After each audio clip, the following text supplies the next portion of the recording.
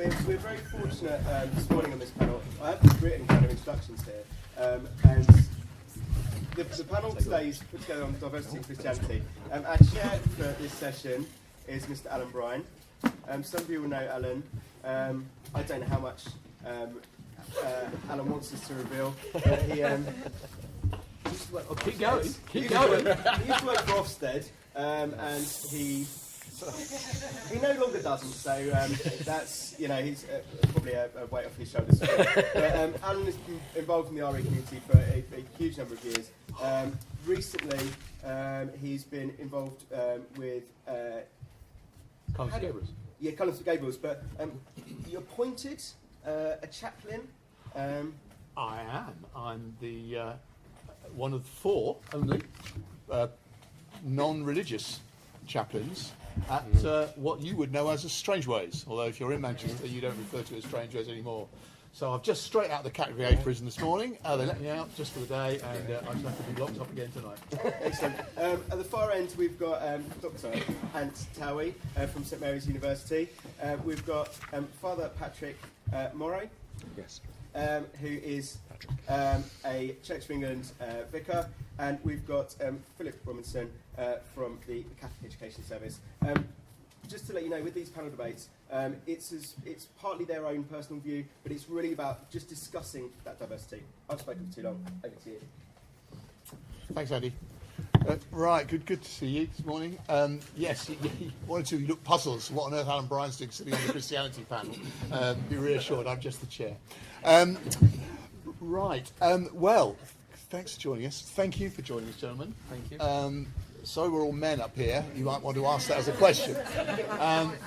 What we thought we'd do is just to begin with, I was going to invite each of our panel members just to say a few things on 2 things really. One really is, what from their perspective would you say are the 2 or 3 really fundamental ideas at the heart of your faith that you would want pupils to grasp, in order, and the kind of ideas that will then unlock for pupils the way in which Christianity influences the way you understand and interpret the world. And maybe also mention 1 or 2 things which you feel that pupils are in danger of misunderstanding. What are some of the kind of key misconceptions about your faith that you would like pupils, in a sense, to unpick, or that we're likely to come across when we're engaging with pupils? I mean, you'll know these yourself as well. So what I was going to suggest is perhaps for 5 minutes each, would that be okay? To say a few things about that, the 2 or 3 fundamental ideas that really matter, and then perhaps something about any misconceptions, and then then lead us into an opportunity to talk about some of those themes within the GCSE specifications that you are likely to be dealing with if you're teaching GCSE, particularly in the area of relationships and families, issues around things like divorce and marriage, the role of women. I noticed we didn't have on our list single-sex marriage, but that might come up as well. The upbringing of children, sex outside marriage, artificial contraception, etc. Issues perhaps around the existence of God, just a small matter. Issues about human suffering in relationship to beliefs about God. Interesting question about the notion of the place of mystical experience or religious experience within your faith. And finally, moving on to areas about life after death. Life after death. Issues around abortion, creation, and as I say, beliefs about life after death. And one of the things we want to say, I'm going to shut up in a second, one of the things that's really important in a sense here is recognising diversity. So what we're not expecting is the same answer. So one of the interesting things, I think, will be your comments on each other's perceptions about some of these questions. So let me shut up there. Patrick, would you like to start? And then we'll open up to the floor. Patrick.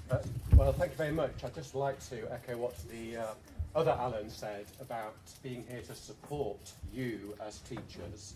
I really do think that teaching is a vocation in the fully weighted sense of that word, and of course would have a special interest in RE teaching within that. I'm reminded of something that Rowan Williams said some years ago, and he said a church school is really a church. And I think, as I interpret that phrase, that can apply to other schools as well. Not in the sense that we want Christian ideology to dominate, but in the sense that a school is a place of nurture, such as we would hope a church is. So I'm here absolutely body, mind, and soul and spirit. What I would say are the fundamentals, in as much as there are, about Christian faith, in my understanding, is that it begins with an understanding of the nearness of God. That God is near to us, that God is close to us, that God is alongside us, and in that always remains a mystery. So the nearness of God takes nothing away from the otherness of God and the mystery of God. It's not my own personal Jesus, is the first thing. And the second thing would be that Christ is alongside us, not really as Superman or any other superhero of your choosing, simply performing miracles and walking 3 feet off the ground, but genuinely alongside us as human as you are, and sharing in all the ambiguity of our humanity, save for sin alone. And the third thing is that the whole of the church life isn't there to give you another task to do, another burden, but is to help you enter into the mystery of God more fully. You are, as a human being, already in the mystery of God, but you can enter into it more fully. And it has this consequence. It means that no one in the history of the universe has more worth than you. You are as close to God as anyone in the universe. And I have to say, I'll say now, although I'm an Anglican, I'm on the Catholic side of things in the Anglican Church, so you might not get the full range of diversity that you would want, not only in terms of gender, but also in terms of church personship. We might call upon Andy to be the grit in our oyster.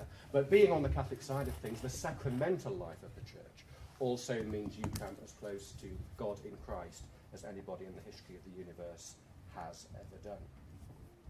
So, of course, the misunderstandings that I'd want to then pull out of that would be related, of course. So, the first thing to say is, and this can't be said often enough, I think, God is not a supernatural being. God is not a supernatural being. So along the beings that exist within the universe, there are some that are natural, like you and me, and there are some that are supernatural, like God. How many of these supernatural beings are there? Oh, there's only the one. That is not a Christian way of thinking about things. That is heresy upon heresy upon heresy. Whatever God is outside the universe. And therefore all Dawkins' claims about we need to have a hypothesis about this supernatural being that can be tested start in the wrong place. He's uninterested in that, but he is wrong. Secondly, and following on from that, the creeds of the church do look to be terribly abstract and difficult and convoluted and placing all kinds of layers on top of the simple story of Jesus walking in Galilee. But actually they're not. Actually, they are about insisting on that nearness of God. That when we meet God in Christ, it really is God. God is God is God. All the way down, it is God. It's not some emanation of God, some dilution of God, but God. That's the heart of the creeds. And I'll be drawing upon this when I speak about the Trinity at the end of the day, for those who will be coming to it. So I would say the creeds are first and foremost love songs. We believe in one God. We place our trust in one God.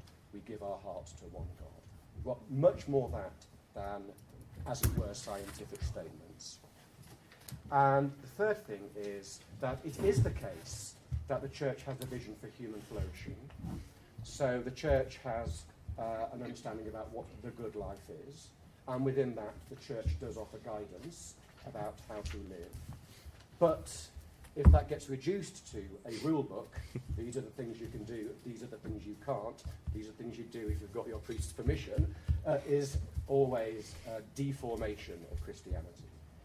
Before and away from any rule book, living the good life is about inhabiting the love of God rather than following rules.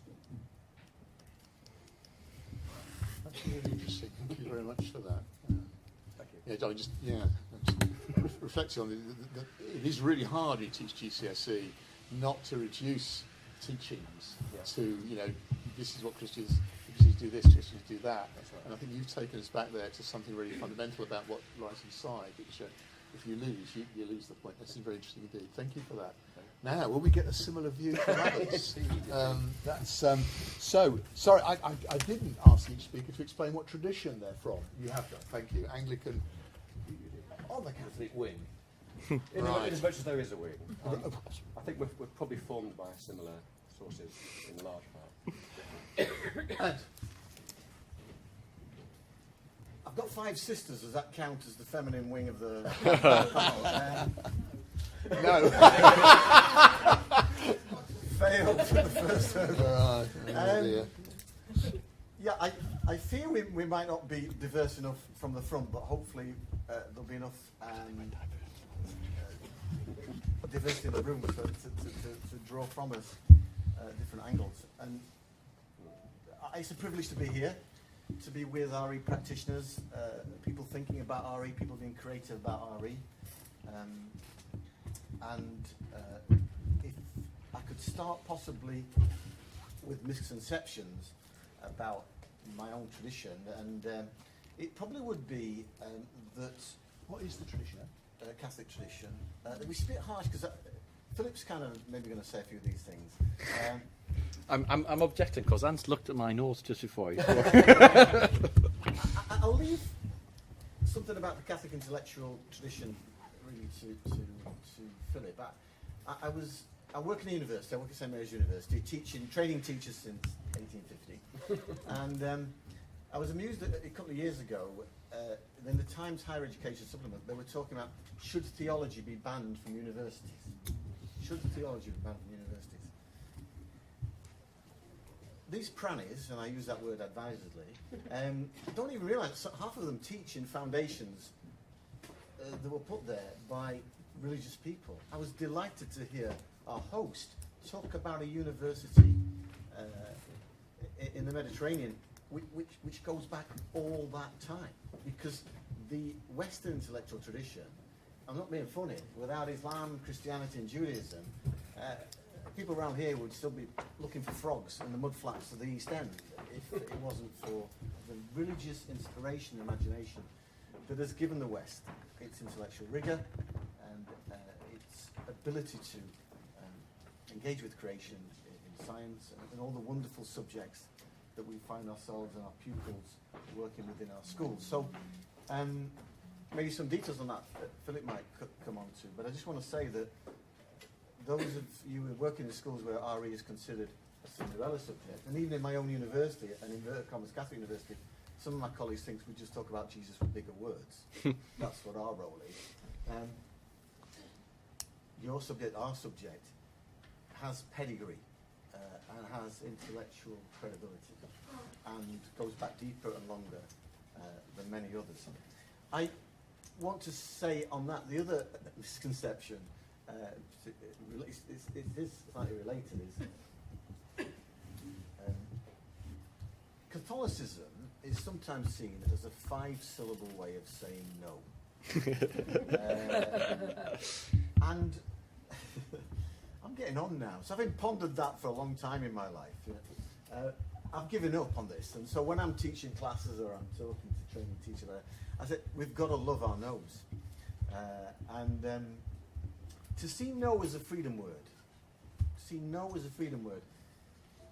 The 10 Commandments, which you probably put on PowerPoints and got the kids to colour in more times than you can shake a stick at, they were given in a context of liberation. I've just set you free. Don't become enslaved again. Please. For you not to become enslaved again, you have to say no to some things. No is a freedom word. Ask any addict.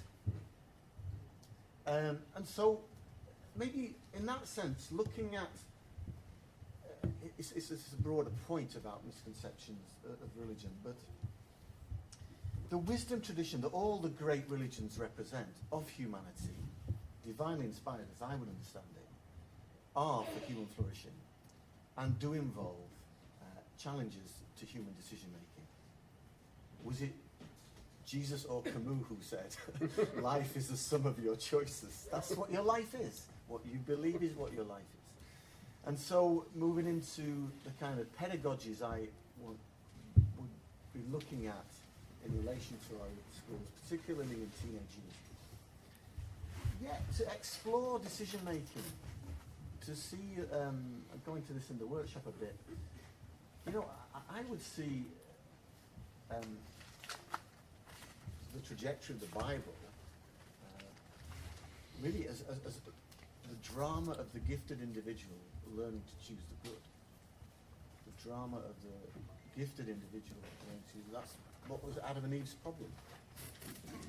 And I think that is a drama that most kids can get into, because we're in that drama, whether we like it or not. It might be on a magnificent scale, it might be just deciding not to jump the queue in Starbucks or in the refectory at lunchtime.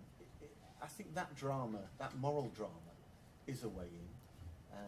And our great religions, including Catholicism, has something to say about that. Is that enough? Yeah, that's all right. Philip. Thank you, Alan. Philip Robinson, the RE advisor for the Catholic Education Service. I was a head of RE for 10 years as well. I've been an advisor for Hexham and Newcastle Diocese, and I still live in the northeast of England, although I now work for the Bishops' Conference in London, which was quite a long commute. So I was on the 4:45 train this morning, and then got here to find that the Hammersmith City Metropolitan line wasn't working, so that was great. And I have to say, I don't think you could probably manage to get, if you tried, a less diverse panel than the three of us. So if you're looking for diversity with Christianity, it's not a very good place to start. I know Ant very well. I've met Patrick today, but we've been communicating with each other over the last couple of weeks, and I think this morning we've just realised how much we have in common in terms of our theology, in terms of our insights. So Alan sent us these sets of questions in advance. I had no idea what Ant and Patrick were going to say, but it's remarkable how similar what I wrote down and what they wrote down. So apologies that my insights and misconceptions are going to sound quite similar, but that's because there's not a great deal of diversity on this panel. But nonetheless, I'm just going to say in some respects, in different words, what these two have already said. There is one thing I'm going to add, though, that I don't think has been said yet. The first fundamental idea that I think is very important is an insight from Catholicism, which is really made concrete in the Second Vatican Council. So that in itself is something I think that we have neglected in terms of our teaching in Catholic schools, is the contribution that council has made to our understanding. And a great document called De Verbum, the Constitution on Divine Revelation, in which a fundamental shift happened, which I think was reflective of a shift that was happening in theology in general, but we have it, if you like, in writing, which is the content of Revelation is not a set of propositions, but what God reveals, when God reveals, is a person. So that Revelation is actually an invitation into relationship, not a requirement to learn a set of facts. So that's, I think, a really key insight. And related to that, obviously, then, the most important concept that any study of Christianity has to grasp is the doctrine of the Incarnation. The belief or the claim that God became a human being in Jesus Christ, and then everything that flows from that. And so the nearness of God that Patrick talked about flows from that. But also so does the idea that the created world is fundamentally good, that the world God created is good, and that every single human being in the world is made in God's image and therefore has an inherent dignity. Finally, and I think those two things I think have already been touched on in some respects. The last thing I want to say is, and this connects to a misconception, is about the unity of truth and a Catholic commitment to the idea that all truth is God's truth and that you discover truth in lots of different ways. Revelation is one of the ways in which we learn what's true, but it's not the only way. And that Catholicism is not anti-rational, which is a really important principle for me. So the misconceptions related to that, and they do connect in a sense. So I think lots of our students, and having taught them for 10 years, I know this, lots of our students think that Catholics specifically read Scripture in a fundamentalist way, which is not true. So Catholicism has a rich and long historical critical tradition when it comes to the reading of Scriptures. That isn't true of all Christians, but it is true of Catholic scriptural scholarship. Therefore, we don't read the creation stories in Genesis in the way that lots of our students think we do. Which is one of the great things about the new GCSE, by the way. It's all of the specs are attempting, because of the annex and the contribution we made to that, to correct that misconception. Secondly, and they've both mentioned this, so I'll go through it quickly, the Catholic teaching on morality is all about a list of things you're not allowed to do. That's a very negative view of the good life. And so if we could capture anything, is to capture that there is a positive ideal for human flourishing that the Catholic Church presents that is a good thing and an inspiring thing, and not just a list of things you're not allowed to do. I do remember teaching a bunch of sixth formers, and I was in a Catholic school, but sixth form was very, very diverse, mostly non-Catholics in the sixth form I was at. But I do remember asking a question to a very well-informed class, saying, what do you think the Church thinks about this? And he just said, well, I don't know, but I'm guessing you're not allowed to do it, because you're not allowed to do anything fun. So that was the misrepresentation. And I also thought at that point, oh, what a disaster. Been teaching for 2 years, and that's what he's come away with. So I'd like to correct that misconception. And finally, an interesting but sort of technical point. I think sometimes Christians who are not Catholic have a slightly wrong view of the Catholic positioning of magisterial authority, i.e. popes and bishops. There is a really important place that the magisterium plays in terms of the Catholic development and understanding of doctrine, but it is a secondary place to Scripture and tradition. The Catholic magisterium is not able to innovate. It can't propose new things that Catholics have to believe. It can only unfold and explore and reveal in new ways what the Church and the Church as a whole has received from Scripture and tradition. The magisterium is the servant of Scripture and tradition. It's not a new source of doctrine. And also another thing that came up just through the Faith Review of textbooks, the magisterium is the authority itself, not the people who exercise that authority. So I guess it's the equivalent distinction between justice and judges is between the magisterium and bishops and popes. Of course, they alone in the Catholic Church's self-understanding have the authority to teach authoritatively, but it's what they teach that is magisterial rather than they themselves. So I think the reason I'm saying that, some people think that the Pope can say whatever and Catholics are infallibly bound to believe it. That's simply not so. I think that was longer than 5 minutes. My apologies. All right, thank you very much indeed.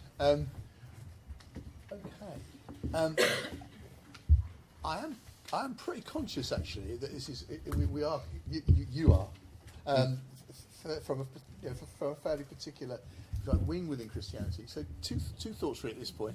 Does anybody want to add their own reflections about these questions themselves, or are there questions you would now like to ask the panel about what they've just said, or are there issues that you know you're going to need to teach in relationship to the upcoming GCSE, for those of you who are particularly focused on that you would really like to drill down into a little more in relation to what we've heard? So I'm going to open up to the panel, if I may. Open the panel up to you, if that's all right. Okay.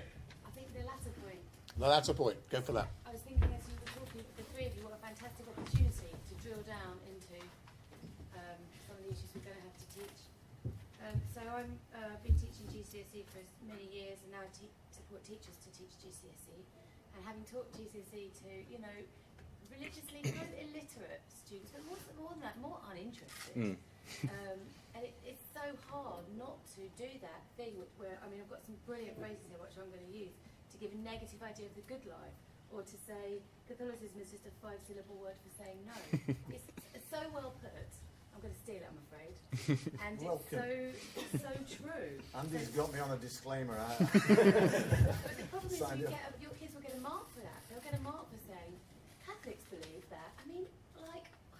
What a nonsensical thing to start a sentence with, and what on earth is the adult world doing, giving those kids a mark, endorsing that sort of thing. So if you could talk a bit more about, Philip, you said how we need to love our nose, and you said Ant said that. sorry, and Philip, sorry. That's fine. So sorry. How you're giving a negative view of the good life, but how can we give a positive view of the good life?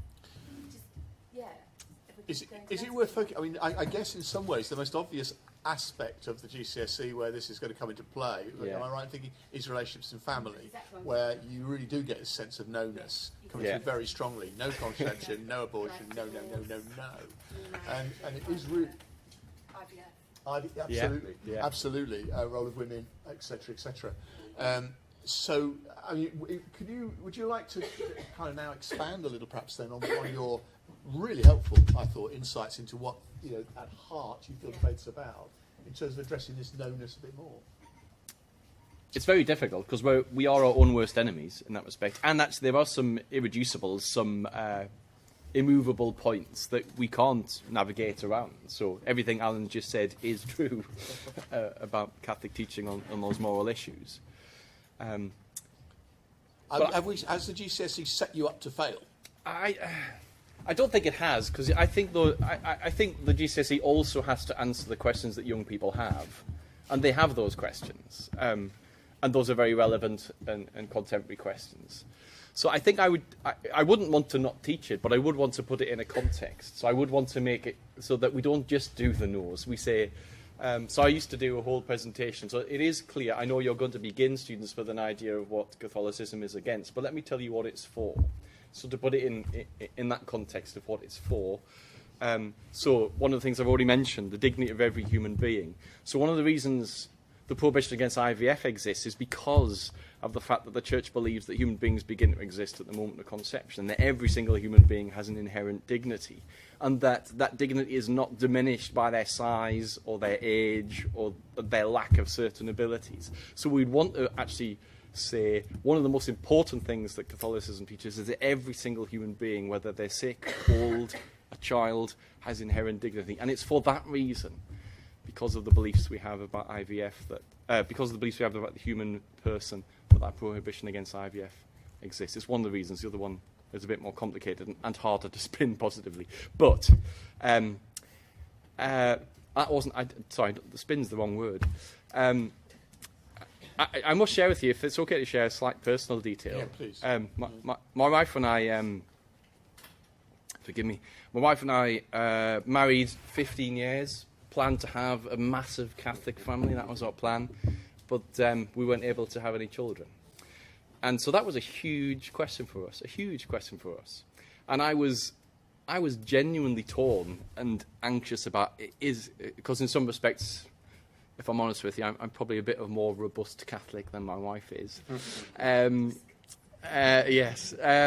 But I was fearful. Mute that part of I was fearful that somehow I was imposing a set of scruples that she might not have chosen if it weren't for my position. And we did struggle long and hard with that. But one of the most difficult conversations I had, but also one of the most annoying conversations I had, was with a doctor at the NHS who also was a Catholic, who seemed to speak to me as if I was stupid, who seemed to think we hadn't thought about these things, and seemed to be saying to us, well, what's your problem? I'm a medical expert. And I had to say, well, with respect, doctor, I think I'm an expert in moral philosophy, and it's not that I haven't thought about this, and it isn't that I'm not recognising the difficulty of this question, but because I'm committed to the dignity of human beings from the moment of conception, and that's a philosophical question, not a scientific question about what counts as a human being. This is the difficult decision we've arrived at. Actually, I have to say, sharing your own stories with students also helps a lot. I mean, that's yes, absolutely.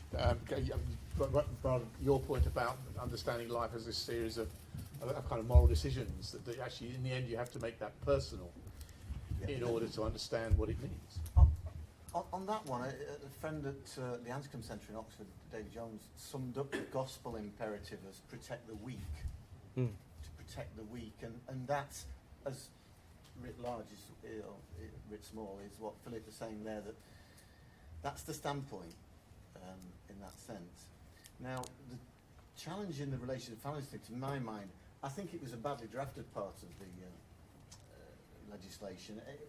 It was so driven, it seems to me, by the hinterland of the same-sex marriage debate. You might notice there's nothing about children or grannies. You know, where's Nan gone in that particular picture of relationships and families?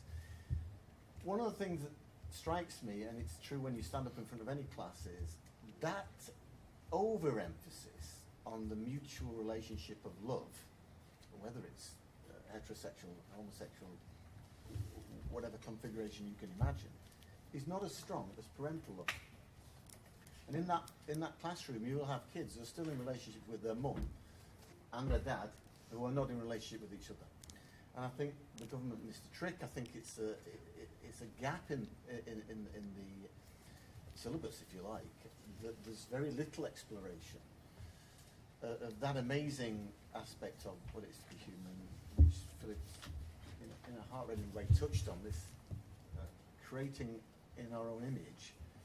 And what image are we creating in? Because behind the question that Colin was asking there is the autonomy has become, autonomy brackets masquerading as tolerance has become, if you like, the philosophical discussion that cannot be challenged. No one tells me what to do. That is freedom. I'm sorry, that has no epistemological, practical, actual, it doesn't even work between mates, it doesn't even work in a football team, it doesn't work in a choir, it's a load of old shunk. And again, to challenge that, I'm going to take your nose again. Your freedom stops when you hit my nose. It is a myth. Now, in the context of relations and families, that point of restraint becomes the point of self-regulation rather than self-rights, self-righteousness. And I think exploring that, again, the genius is in the room here, the ways in which one has to look at that, and then engage with a wisdom tradition which says that's at the heart of the picture. It's about laying down your life for others, not demanding that life or the world owes you a living. Now, is that complicated? Of course it is. There's not a family in the land that hasn't got the issue of relationship complexity. And I think what I would want to stress in the classroom is, look, here is the proposal, the wisdom ideal for human flourishing from this tradition. But I would stress to anybody from a Christian background, if I can speak for that background, that if you look at the Holy Family, who were asylum seekers, an unmarried mother, a young death, political criminal, religiously rejected, messed up. Was it a stepfather, Joseph? What the heck was he? Why did she go and see Elizabeth in the mountains? Because she was unmarried and she was in the village. That is a messy family. And I would present them as a modern parable for the untidiness of holiness, which is part of our tradition. Yes. In the year 2000, Melvin Bragg did 20 programmes on 20 Christian centuries. And I always remember at one point he was tackling David Jenkins, a former Bishop of Durham. And I can't remember what David Jenkins was saying, but he was his usual, not straightforward self, but, showed lots of subclauses. But Melvin Bragg's response was very pertinent to me because he said, oh, come on, that's just so much special pleading, isn't it? That is not what I was taught in a Sunday school. And I thought in no other field of human knowledge would the definitive version of the teaching be what you learned at primary school age. And I bring that anecdote not only because Ant asked me to, but also because it's okay to be age-specific. Don't let the best be the enemy of the good. If in some classes you do have to present a version of Christianity, which is something like a rule book, in order to get some content across, don't beat yourselves up about that. It's not the fullness of the story. It's not where we'd start if we had an infinitely expandable length of time. But don't let the best be the enemy of the good, I think, when it comes to just wanting to portray something about a Christian faith. I will say that if you do want diversity on this panel, I don't take the classic Catholic thinking when it comes to all aspects of personal and social ethics, well, personal ethics anyway, and I'm quite willing to push myself as far away from the magisterium as I possibly can with integrity for the purposes of this discussion. But first, let me own that the Church of England has its own NOS, N-O-S, at the forefront of people's minds. I'm very much aware of this. When it comes to gender issues and women in leadership, all the controversy about that has seemed to be entirely negative in secular media portrayals, and especially the big no to same-sex marriage, which comes, let's be historical about this, which comes on the back of a no to same-sex civil partnerships. When same-sex legislation was, marriage was being brought forward, suddenly you had bishops saying, but we were in favour of civil partnerships because they're not marriage. That was untrue. That was a disgrace that the offices of the Church of England tried to rewrite history and say they were for civil partnerships when they came in, because they were divided.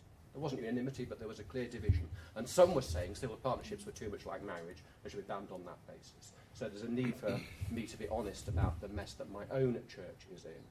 And actually, this is actually demonstrated. If you want to know the Church of England position on things, the website is churchofengland, all one word, .org, and then you can have /r-views, churchofengland.org, our views. And if you go to the section on human sexuality, there are 5 subsections. They're all basically about gay and lesbian sexuality. So there is our mess. I'm not one of those people that say we shouldn't be talking about sexual ethics, we should only be talking about poverty, because this is the discussion we need to have. You know, there clearly is some discussion about gender and sexuality. It is a live issue, so let's get on with it. But the manner and the extent and the way in which it's portrayed as simply a no is something that does shame my church. I'm really surprised that, you know, the Church of England has that view, because many Anglican vicars are gay. Many Anglican vicars, I'm gay myself, and I got married 2 years ago, and I had Anglican vicar, bless our marriage. So, it's very confusing, the church's view, the church's standpoint. So let's take some other comments, and then yeah. Mark. Yes, and then Mark. Well, thank you. The issue of internal diversity in Christianity around those relationships issues particularly keeps coming up in the classrooms, doesn't it? And it probably won't always be this way, but I wonder what the panel think about teaching history of Christianity. If we really want to understand the mess, using Patrick's word, the mess that the churches are in around sexuality, which is a big mess, and it's not just to do with moral positions and saying no, it's to do with incompetence in terms of reading the Bible, incompetence of scripture and hermeneutics. A key to understanding that mess and getting young people to understand that mess is actually to look at history and to track the historical development of Christian ideas in relation to emerging secular ideas over the last about 300 years. There's a notable absence of Christian history in a lot of school RE. Sorry, I don't mean Christian history, I mean history of Christianity. It's a notable absence in a lot of curriculum materials. I wonder what the panel and other teachers in the room think about this. Let's take a few more questions, and then did you have one? Yeah. A bit of clarification from Patrick when you said about God is not a supernatural being. Yes. What do you mean by that? Yes. Yeah, that was a good question. Yes. Right, I'm going to hold these. The history of Christianity, that concept. Yeah, I'm just Debbie. wondering here, and I think that, this is amazing that you're giving us all these, not just information but real insights, which I think is really important for us teachers. But there isn't a low church view here. There isn't a true Protestant That's view right. here. And I'm just wondering if, obviously, it isn't the standpoint where you're coming from, but I think that the true Protestant view is still a very valid view for the classroom. And I'm just wondering if there's anything that you're saying that while you're talking about it, you're able to actually provide that view so that, sort of by proxy, if you like, so that we are actually getting a real diversity and not the Catholic end of... The difficulty is, because you're dead right, the difficulty is that it's always difficult to speak in an expert way about a position that's not your own. But I know more about the Reformed Protestant tradition than I do about certainly other religions. But as long as you have that proviso, as long as you understand... I know, but it's just useful. Definitely, it's just useful, isn't it? You know, to get it. If there's anybody in the room that does represent that position, that would be even more useful. We can get you an extra seat. Feel free to step up. I don't think I said anything that's against Protestantism. No. It's just there may be some things that come up. There may be differences. I'll be potent as I. Let's just take that point. We'll come back to this in a second. Let's just take the point about Christian history. I mean, which to some extent reflects some of that question, really. You know, whether an understanding of that diversity is sufficiently present in our curriculum. But any thoughts on that? My instinct when you asked that question, Mark, was that by and large it's been submerged in international politics. You know, Spain was a Catholic country and England was a Protestant country. It kind of submerged, and then Scotland was Reform, and you know, I think it's submerged into that. Simon Sharma famously said, when they asked him what he learned from his history of Britain, and he said, well, did you learn anything from doing all that? He said, yeah, the importance of religion. I think the curious thing in thinking about relationships and families, and I say this, and I think this probably applies to Reformed, Catholic, Liberal, Anglican, wherever you want to go with this, I do think the churches are a little fooled by the sexual revolution. Because up till that point, people were going along with ostensibly Christian rules because that's what society was doing. When society moved, people weren't conforming to church doctrinal positions. They were really, it was part of this. I remember a bloke in Armthorpe saying to me, his mum said, "Oh, our Darren's living in sin." And he turned around and said, "It's not living in sin, Mum. Everybody's doing it these days." And I kind of summed up where people are at. And I do think it would be the utmost folly for an RE teacher in a Catholic school or any, whatever persuasion, to assume that in that group you've got a univocal view of things. It will be, everything will be before your eyes, but how far one can unpick the capillaries of the sociology of religion and relationships of family morality, I think it's quite hard to do. And I think the get-out clause in the syllabus, the way it's done, is you're forced to do different opinions, different views on this. And I think maybe that just slightly brings in Reformed traditions, liberal traditions, etc., etc. And that does slightly give the teacher in the classroom a bit of room to breathe in dealing with some nonsense. That's true. The difficulty, of course, is the danger is that the more orthodox position is stated. People don't like that, but then we can say it's okay because we can find some liberal stuff which is okay. So we don't really understand. We're still not really understanding what's behind that orthodox position. But so, can I go back to your? Can you ask your question again?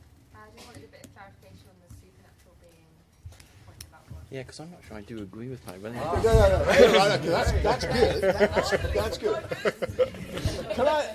But also, it was striking me that point you're making about the nearness of God, the very presence of God, I'm guessing is also significant to some of these other questions we've just been talking about. Because this must be informing the way you're interpreting teaching on marriage, teaching on sort of sexual relationships, and so on. Do you want to? Okay. Yes. I don't want to have to defend Dawkins, but. Don't we would have diversity, and indeed maybe we do.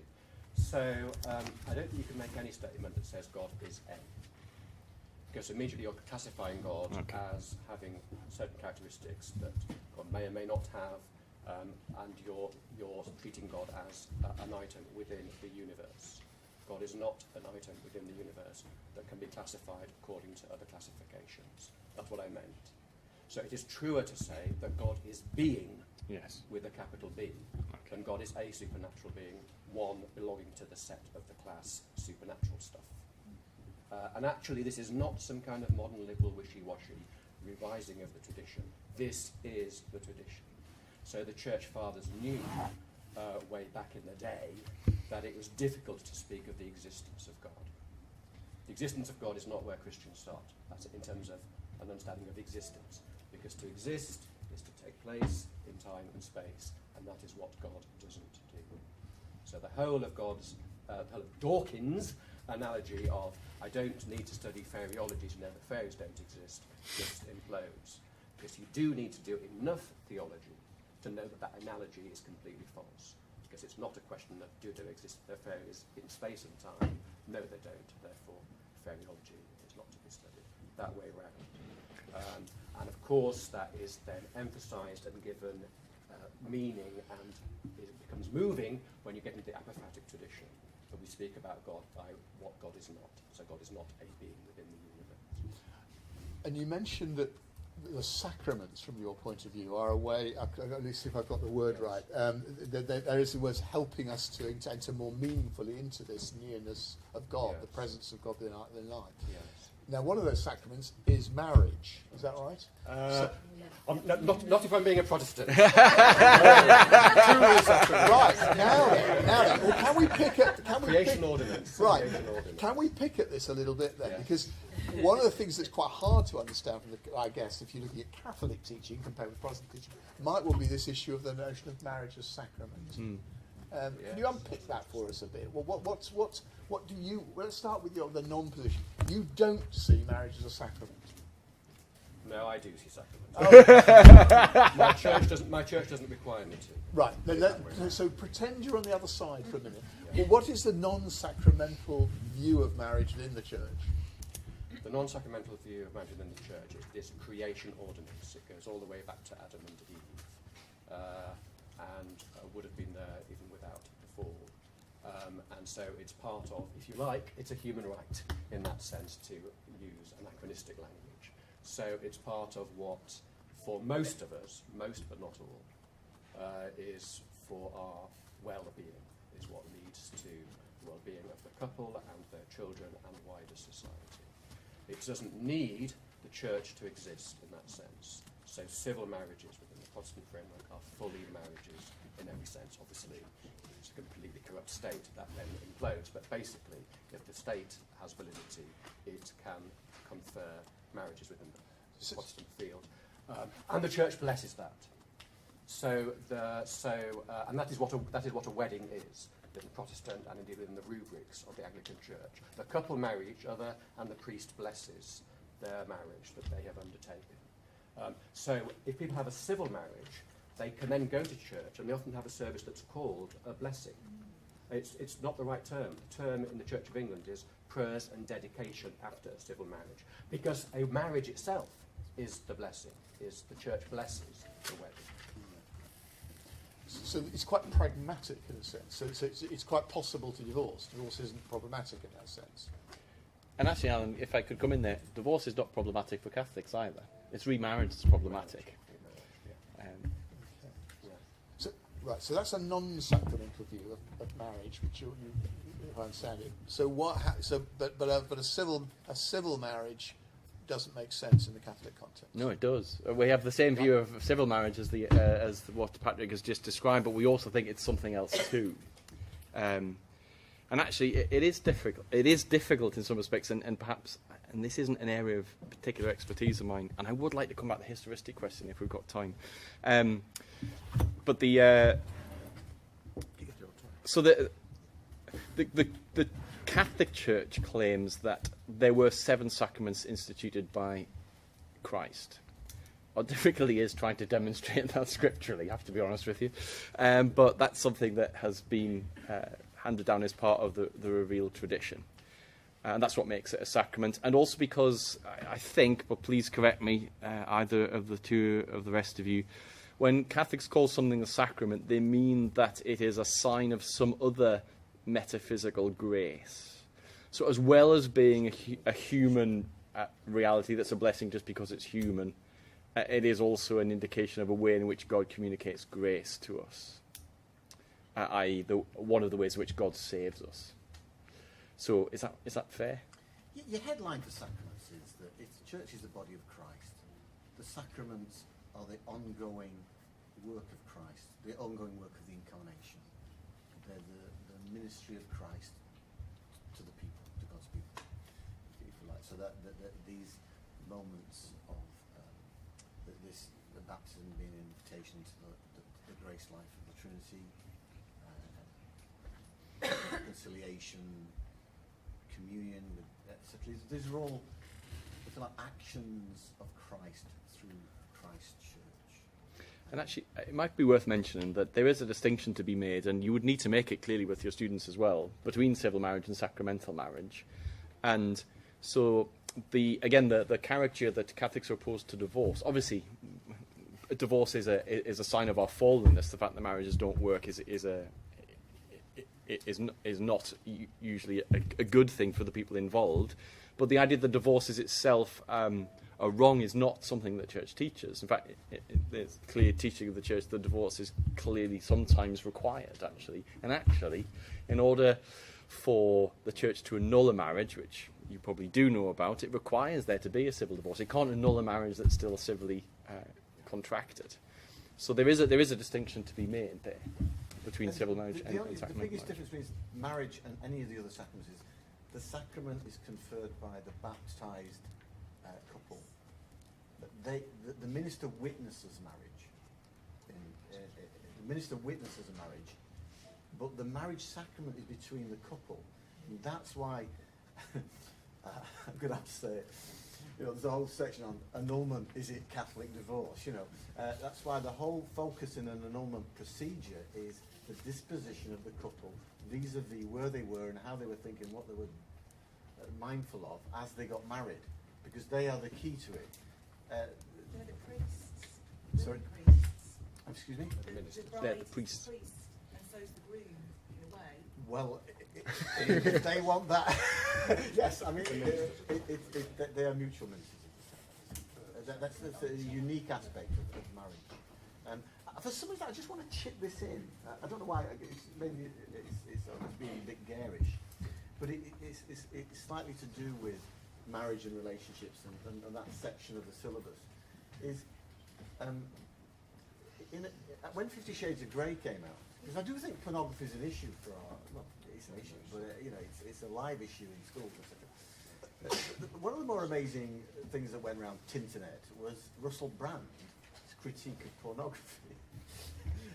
And you'll find it on the internet, but it's really easy. He quotes a priest saying the problem with pornography is it doesn't show enough. And that priest was John Paul II. And that's why, some of you know, that theology of the body has found its way into the AQA syllabus, partly because of this thing. It's a strong tradition that John Paul II certainly wanted to push. It's the idea that our bodies are us, we don't ask our ear whether we want to stick an earring in it. So not getting earrings or put 2 tats down the back of our leg, whatever it might be. The dignity of our corporeal nature is part of is sacred, and so that it's the whole person that enters the relationship, not just a bit of them. And that's why I mentioned it in connection with marriage, because of course marriage, the whole point is that you give the whole you to one another, and that holistic view of the human person, body and soul, is part of the anthropology that's behind certainly Catholic and Christian understanding, I think it's right to say, of sacraments and certainly marriage. Can I just Let's make a point take of clarification? Okay, yeah. Very So briefly. take some more questions.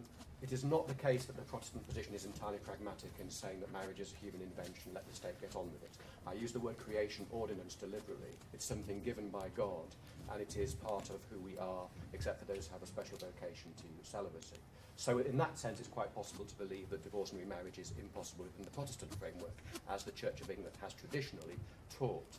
And secondly, the other way around, it's quite possible to believe that marriage is a sacrament and still believe in the possibility of divorce and remarriage. That's what the Orthodox Church does, where, by the way, the priest is the priest as well, but that's a minor matter. But certainly the Orthodox do allow for divorce and remarriage, treating it as a sacrament. Let's take a few more questions. 10 minutes. Fine. Yep. Yes, please come back. Just linked to your point on the sacraments being part of the way that God saves us, and also possibly linked to your life after death bit that you were talking about.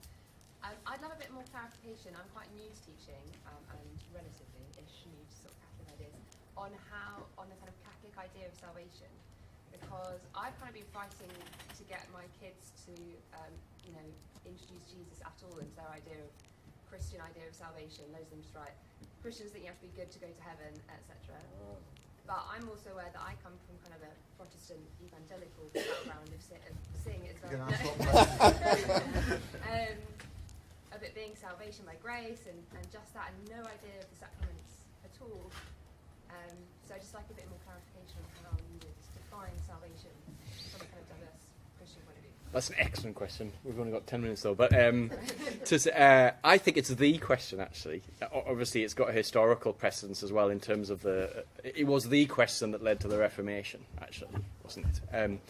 But actually, in fact, there's been a lot of theological work recently said there wasn't as much disagreement as there appeared to be then, because everybody believes that we're saved by grace and by grace alone.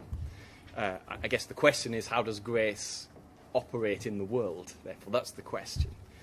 And how do we respond to that grace? So there are caricatures of both sides that are helpful in trying to show why the disagreement arose, but are not helpful really in trying to understand what the theology ultimately is. But the other question you asked, which is sort of more fundamental, I like the fact this has made its way into the new A-level specs as well, some soteriological questions here. What does it mean to be saved in any case? So the idea that being saved means going to heaven is, again, a very childish view of what we mean by salvation. And I remember being in the sixth form classroom, observing as I head of the department, watching a teacher teach, and a very intelligent sixth form was saying to, one of those moments, if you've been a head department, when you sit head in the hands thinking, I wish I could interrupt at this point, but the student saying, but miss, I don't understand why Jesus had to die in order for God to forgive my sins. And she was simply replying, well, if he hadn't died, your sins wouldn't be forgiven. No, miss, that's not what I'm asking. I know that's what you think. I don't understand why that was necessary. And that is a hugely important question. And actually, what it is that's necessary for salvation of our sins is in itself an interesting question. Is it the incarnation as a whole? Is it the death itself? Or is it the incarnation and the death and the resurrection and the ascension? So there's but what's key, actually, in all of that is to say at the heart of Christianity, I think one of the first things that made Christianity distinctive was a belief that Jesus had saved them. That soteriology comes before Christology, it comes before Trinitarianism, a conviction, a commitment.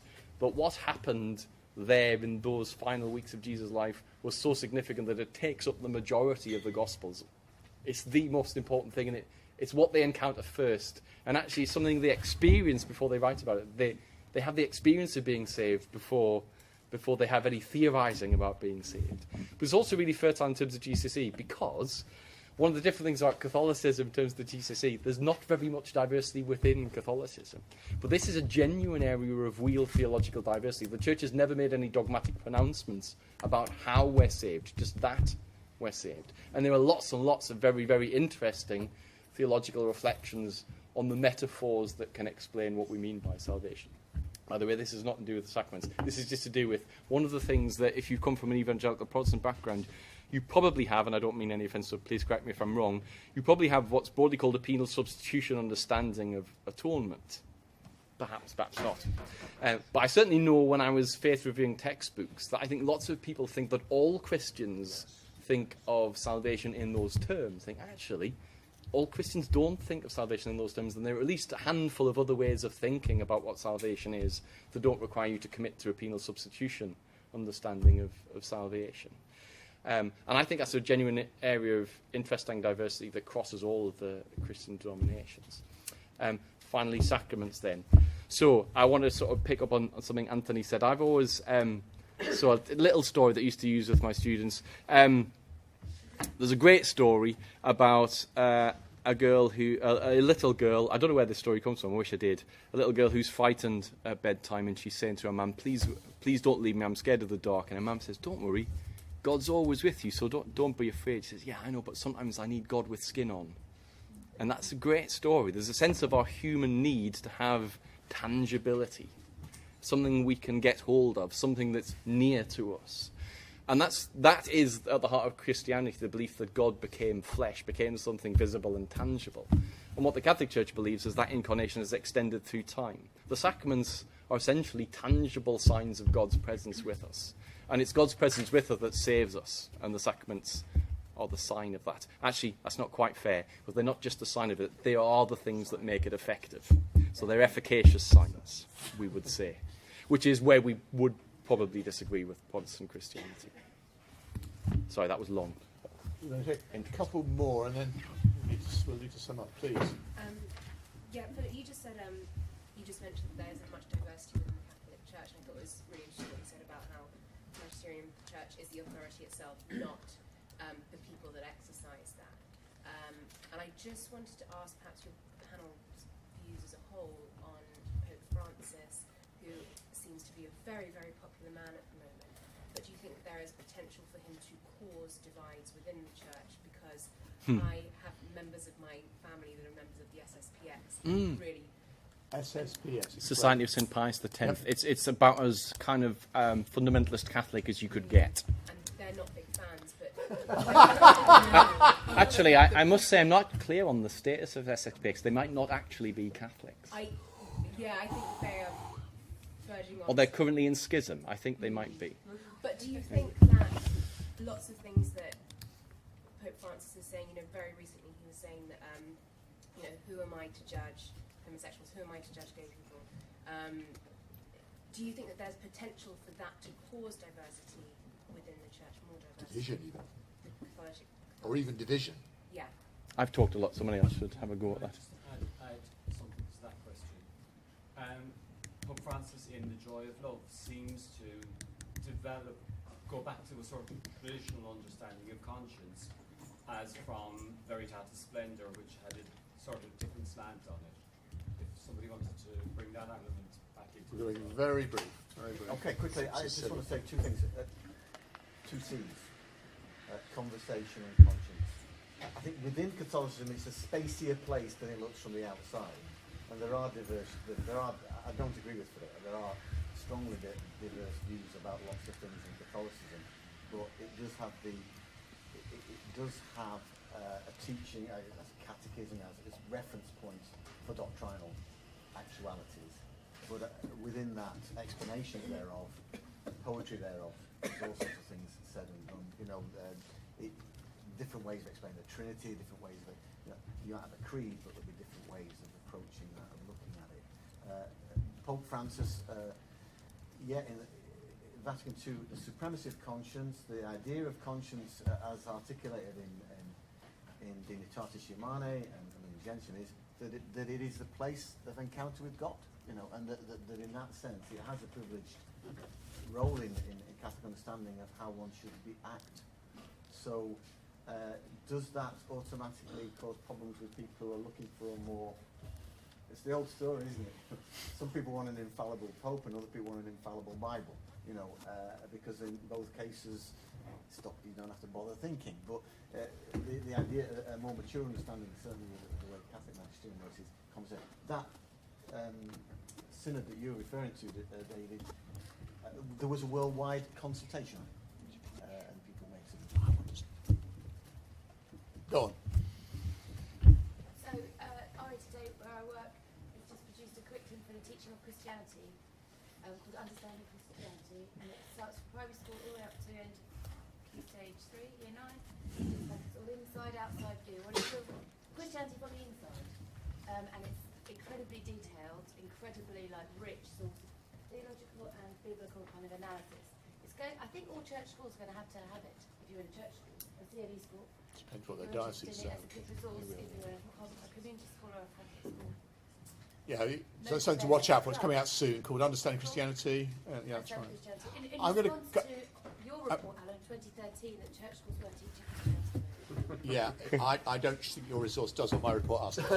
We won't go into that now. Okay. Well, thank you very much indeed. We need to I mean, just to say, I mean, the Ofsted report in 2013, which was written by somebody in the room here, really slagged off GCSE big time. We were very, very critical of GCSE. And it was partly because it did appear that what was happening was that pupils were not really getting inside the religions at all. They were looking at perspectives on issues, but they were failing to actually understand what lay behind those perspectives in terms of the thinking within the church, within the religion itself.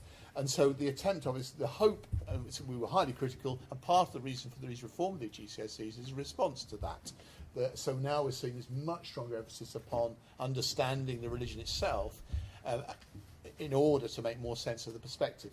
So I think that's been very clear today, just how important bringing those two elements of the syllabus together are. I'm a bit disappointed that they exist like this, but you seem to be, you teach about the religion and then you teach about the issues.